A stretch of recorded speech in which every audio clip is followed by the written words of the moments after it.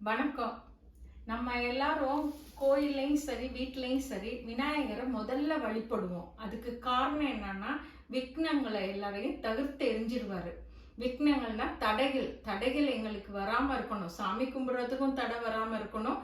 வாழ்க்கையில தொழில், நம்ம முன்னேற்றம், நம்மளோட திருமண வாழ்க்கை எல்லாத்துக்கும் தடங்கள் வராம இருக்கணும். அதுக்காகத்தான் விநாயகரை நம்ம முதல்ல வழிபடுகிறோம்.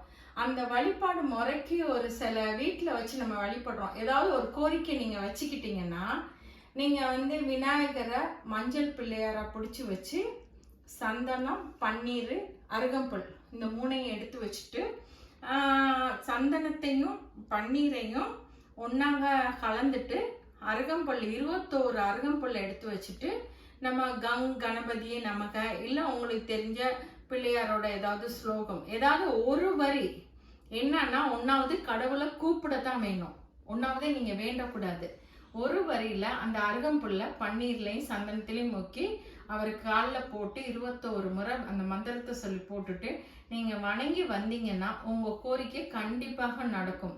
அருகம்புல் வீட்டுல வச்சிருக்க பணம் புழக்கம் அதிகமாகும், பணம் கிடைச்சிக்கிட்டே இருக்கும், பாதுகாப்பும் கிடைச்சிக்கிட்டு இருக்கும். அருகம்புல்லுக்கு அவ்வளவு ஒரு சக்தி உண்டு. அந்த அருகம்புல்ல நம்ம விநாயகருக்கு போட்டு வணங்கும் போது இன்னும் பல சக்திகள் நமக்கு கிடைக்கும்.